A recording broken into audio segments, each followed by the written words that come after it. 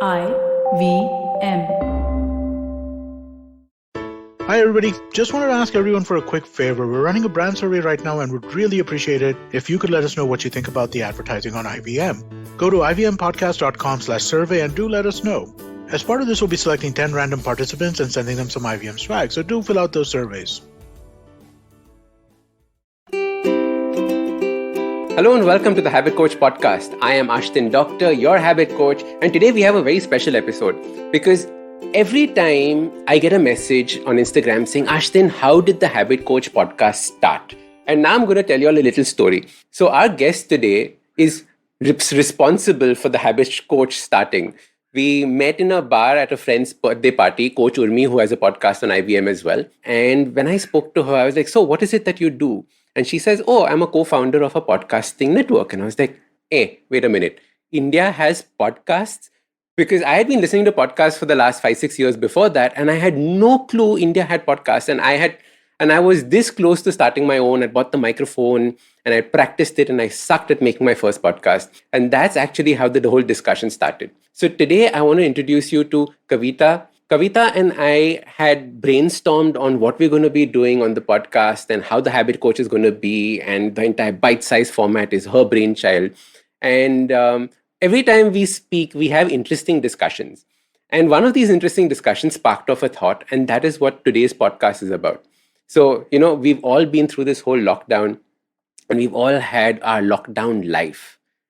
Kavita had a very interesting take on this whole lockdown life and how she created one for herself. So I wanted to bring her on the podcast to have that discussion. So let's welcome Kavita on the Habit Coach Podcast. Hi, welcome. Hi, Ash. Hi, thank you so much for having me. I'm so glad you're doing such a great job of this show, and I'm glad you told everybody the story about how this actually happened. But thank you for having me. Wasn't it fun? I love telling that story on how we met sitting and at a birthday party and chance things. And I think those are the best kinds of. Yeah. Absolutely. I mean, that party was chaotic. In amongst all the people that were there, we somehow gravitated towards each other and we started talking about things that we were doing and all of that. And then, of course, the conversation came up and that was it, right? We, I think, met that very week and thought, okay, how do we take this forward? And I thought there was so many interesting thoughts, right? I think one thing we resonated on was the fact that we'd kind of figured some certain solutions for ourselves as we grew up, and I think we were high-fiving on each other on about how there was a deep similarity in how you were approaching things at that time, and how I was approaching things at that time. And how we were climbing, new mountains that we identified and figured our little way around them, right? And I think that was one thing that I kind of thought that was an interesting voice for us to have on the network, because telling people what they should be doing and is there a right way or a wrong way is something that I'm on the fence about, right? There's no right and wrong way about anything. But a certain kind of point of view that comes from experience, comes from personal experience, makes it even more. I mean, then it's not about validation externally, right? Then it's your own personal validation. You're a living example of how you do things, right? Correct. And that, I think, is something that I wanted to put out into the world in terms of, how should we get better at what we do things. And it's not like you suck at those things or some such, but little changes can go a long way, and incorporating that into your way of life is just really, really rewarding, if I may say that. Absolutely. And the whole thing is, how do you learn, or how it's not about giving gyan, right? It is about actually having implemented it. And once you implement it, only then can you share about it. And now we're on episode 500. And tell you a story around it, right? And an analogy around it. Absolutely. Because otherwise, what? I can just tell you wake up in the morning and do this, and I think just that personal validation and that personal experience around things that we wanted to kind of talk about made that voice even more precise and clear, if I may say that. Correct. And I think this is why this topic that we're discussing today is so relevant, because it is not just a gyan topic about, this is a cool thing to do, but it's actually something that you ended up doing. Right? Yes. And tell us a little bit about what changed when lockdown hit you. I think I didn't think this lockdown would go on for as long as it did, right? So my initial thought was like it's about tiding over 15 days. Fine, if there's going to be no help at home to kind of help you, keep your house clean and cook for you or any of that, right? And I'm actually reasonably good. Quite a believer that you should be self-sustaining where personal maintenance is concerned. So, you should be able to put yourself a meal together for yourself, 100%. I mean, all the people, and mostly boys, I know a lot of girls as well, right? And I have a lot of friends in the lockdown that kind of struggled to find their way around. How do you get around some certain skill sets? And these are all my friends who are like great at video games and great at like so many other things, read books about like all kinds of sundry, but heck, putting a meal together for themselves was beginning to become a challenge, right? And my whole idea around that was that it needs to be time effective. Heck, if you spend 2 hours putting a meal together for yourself, it will be a great meal. It better be a good meal because time is of value, right? And when you're actually stretched in so many new ways, and that's what exactly happened to me in the lockdown, right? Running the office. I have my personal likes about, I love waking up in the morning and training, and I like eating good food. I want to do that. I'm someone who will plate myself a great meal. I mean, it's not just that, hey, I'm doing this for myself, so I'll just, make this like some kind of like boring thing. No, I'm not. So I like these little like details. And I was like, "Avitav, the only way you're going to be happy through this whole thing is that if you get yourself a great like working day in, if you've got like a great training session in the morning and some good meals, right?" And those were the things that were of most importance. I think there was also like that whole thing about like, okay, Kavita, now if you're putting together a meal and just because you like fancy meals, is this going to be that pile up of dishes in the sink thing? No, I'm a little like clean around the kitchen when I'm working around things. And I decided that, every day I'm going to challenge myself, or rather set myself on standardized challenge that whether you want to cook yourself a meal, no, you're allowed only 3 tools in from the kitchen, and you decide what that is, and you think about this because I mean, yeah, sure, if you want to put your, like I said, if you want to put your, you can use 5 pans and 6 spoons, and then you're going to sit and look at a pile in the sink, which is going to be like, hey, why did I even make myself this meal? And what was this, right? And it can't add more work. So that's when I thought that I'm going to gamify some of these things to kind of keep it time effective, keep it like, return on effort effective. I mean, after all this, if it's going to be a terrible meal, that's sad, right? So I decided that, and the thought around what these 3 tools were going to be was quite interesting, right? I definitely needed a pot to cook. So that's a standard. I realized that, okay, if I even like give myself maybe like a spoon or a ladle, which is like a bonus thing, right? Because you need a ladle to stir or whatever. And I realized the other 2 things that I would like to use, and so that I keep everything neat and clean, is actually a chopping board and a knife.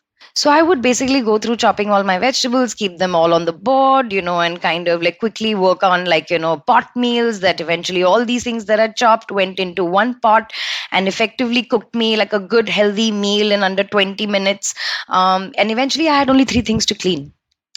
And I thought that really, really helped me put some extremely nice things. That's the same thing that I did even like maybe like if I wanted to cook some meat in the oven, right? Again, chopping board, knife, a tray and foil, and that's it. You just use that same space. And I kind of explained this to a lot of my friends, and they were like, that was great.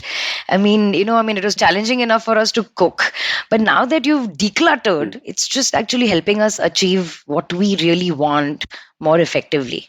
So I enjoyed that because I love gamifying things because I think it keeps you up on your toes about like what you're really wanting to achieve out of it, and end result was great. It's so interesting because you basically turned whatever you were doing into a MasterChef kitchen, right? Like how in MasterChef the challenges are given saying that, all right, so you only have to cook with these 3 things and that's it, nothing else.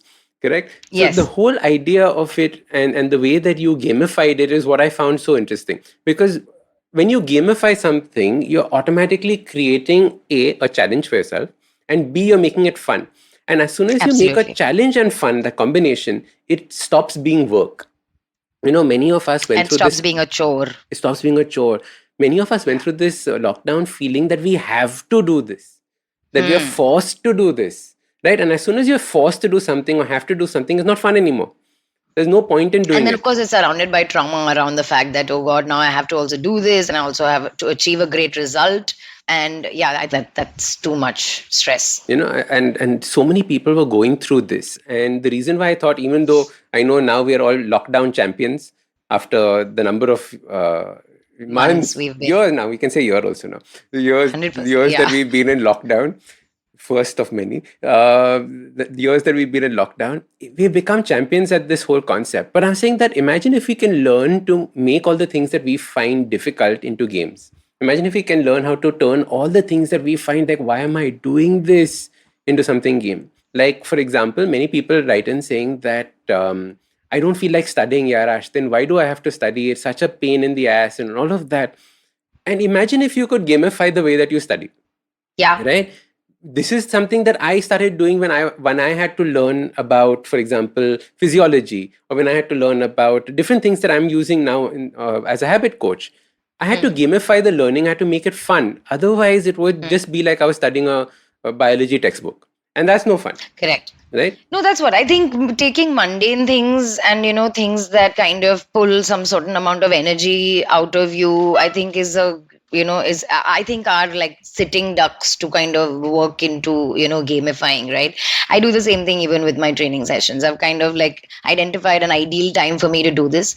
My intention is to actually wake up and get a good training session in, because everything else is like a domino effect. Everything works after that, right? Because you've got your endorphins, your nutrition is in place, your rest is in place, work is in place, mood is in place, right? I'm a big one about like about mood maintenance, and I think that's one more thing that I really sat and worked on in the lockdown, because I live alone, and trying to keep your mood up through everything that's happening on the outside and all the challenges that you're actually also dealing with internally, and just from like the newness of the situation was overwhelming. You didn't know how much you needed to push yourself. Were you doing enough?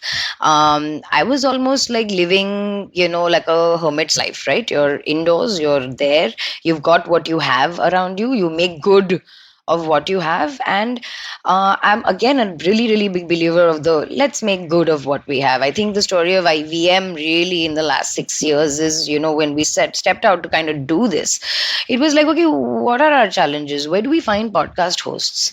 Where do we find great quality conversations? How do we work with people? How do we work with people that we want to work with?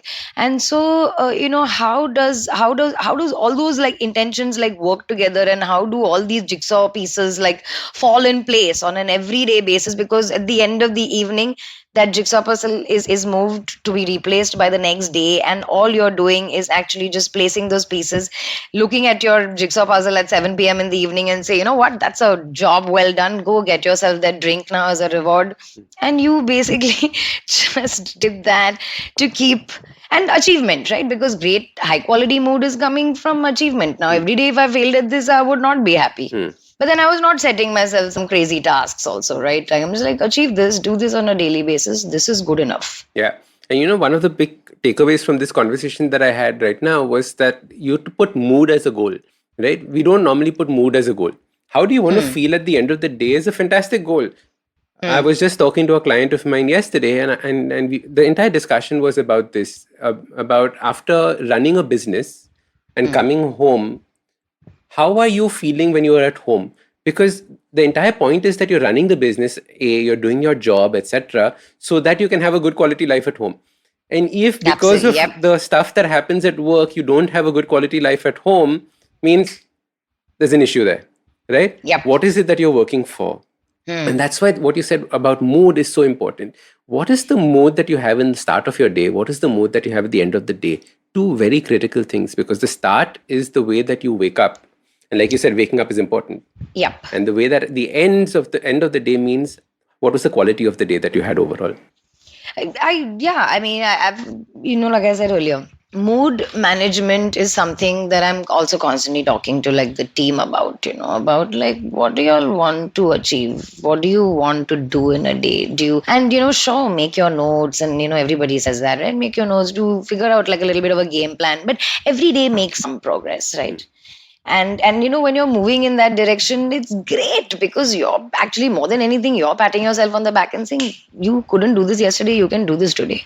And that's amazing, right? Because, and I kind of do this, I'm a little bit of a first bencher, like where my training sessions are concerned, and I know you've laughed at me a lot of times because you train with me as well, and it's like Kavita's like game faces, like you're ready to like jump across this wall right now. But I morning mood is, again, wake up in a great space of mind, go achieve what you want in that training session, which puts you in a great mood. Go get yourself like that great breakfast, which puts you in a mood. But the thing is that these are the things that I also like, Ash.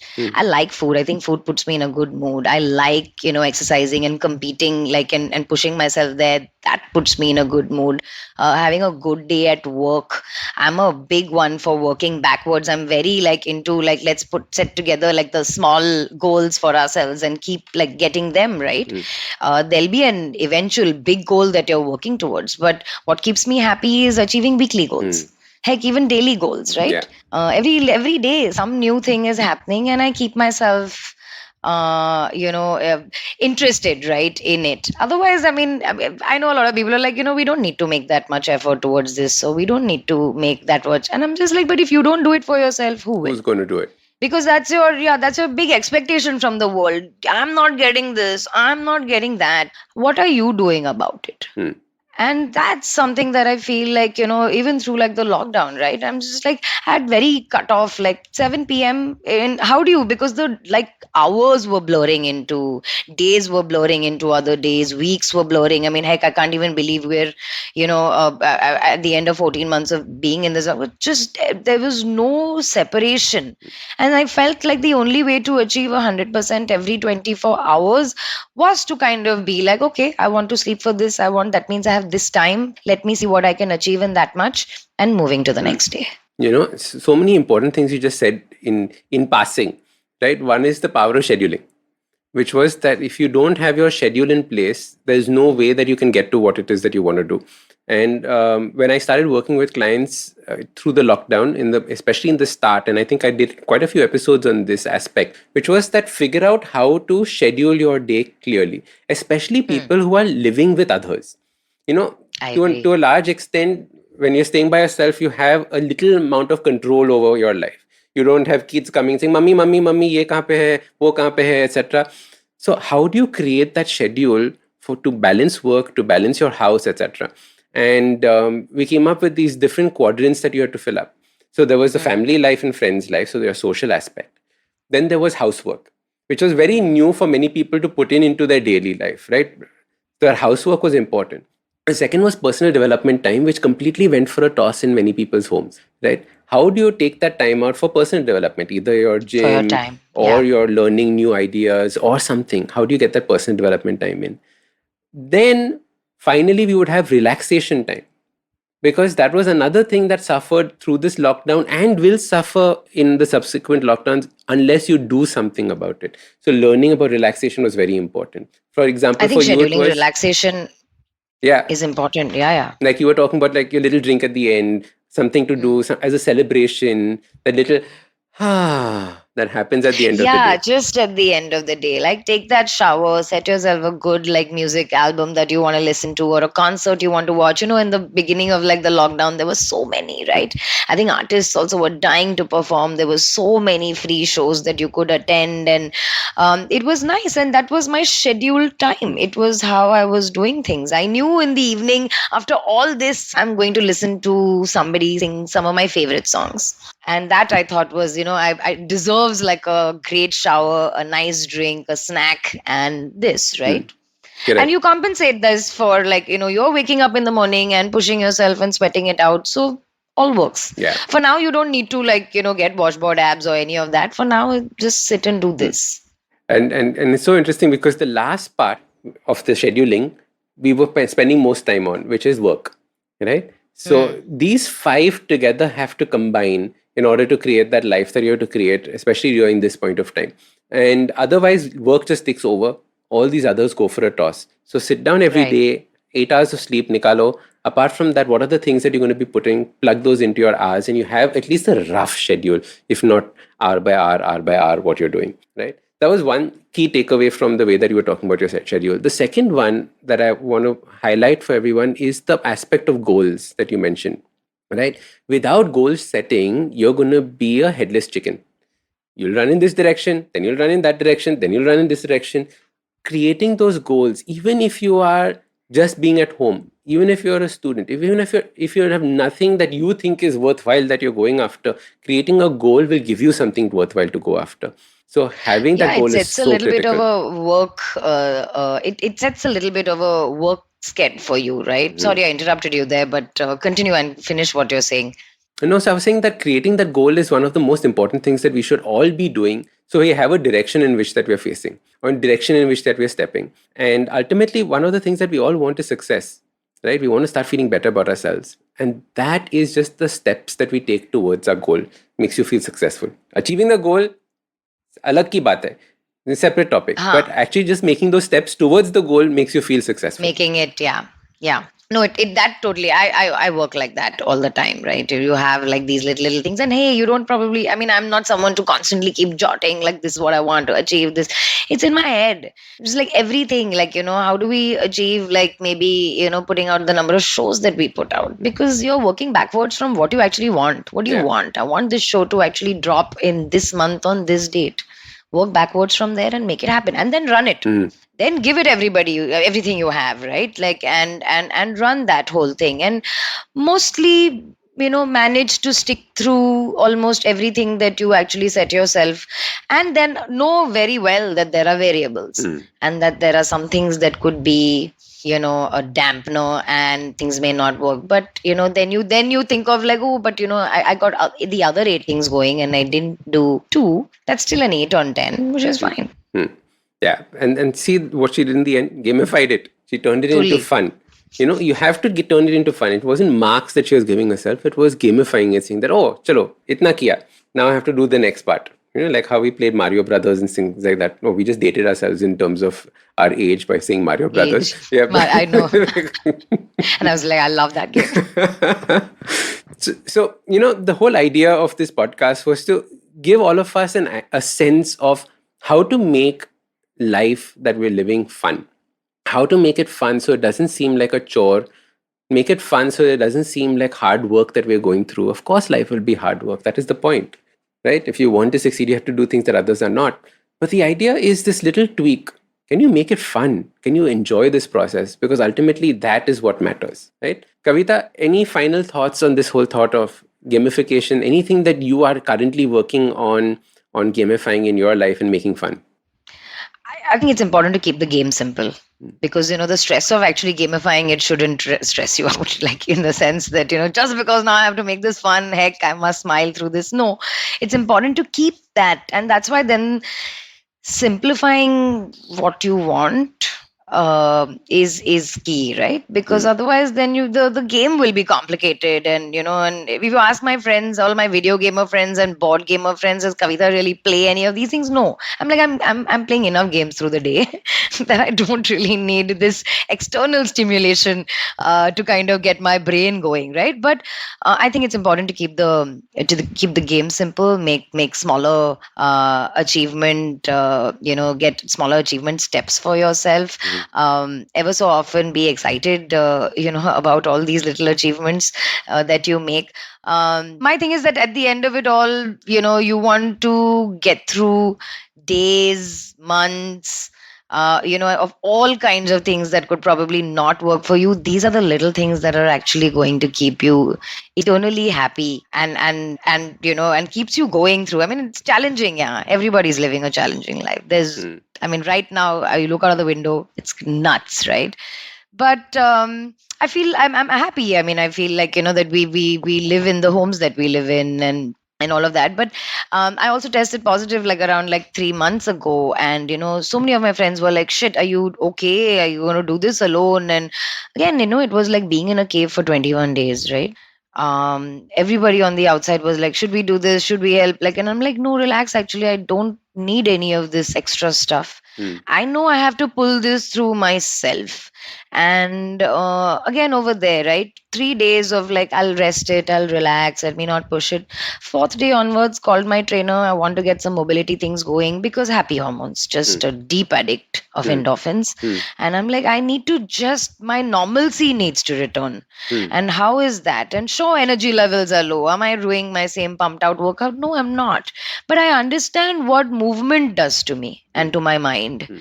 And so those are things that I think is important. You need to identify, I said this earlier, I've made the gamifying cooking. I like to eat.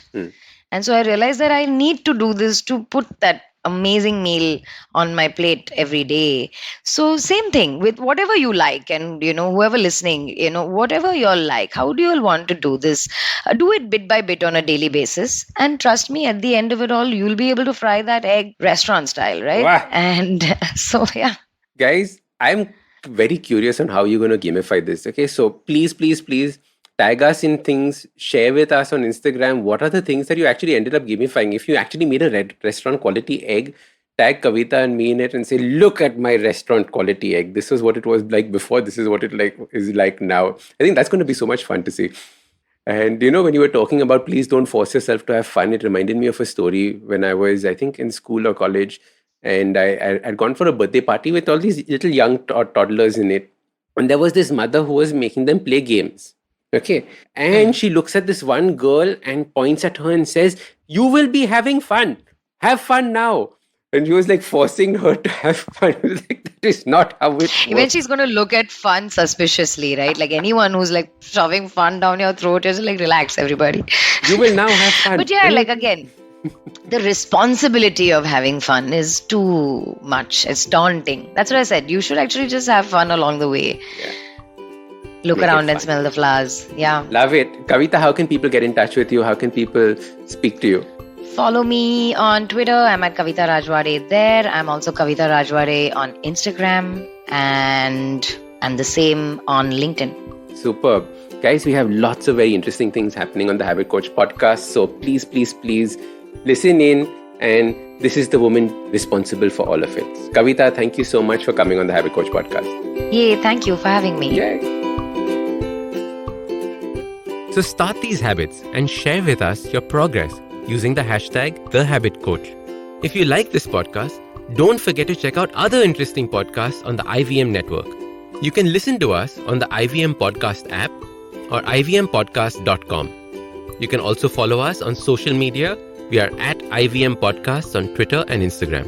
If you want to reach out to me, I am Ashdin Doc on Twitter and Instagram.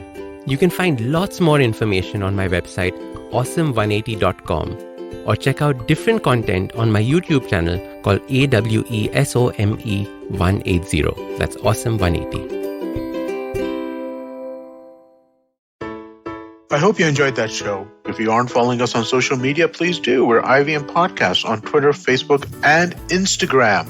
Would like to thank the sponsors on the network this week, Cred, Siet, and Global Victoria. Thank you so much for making this possible.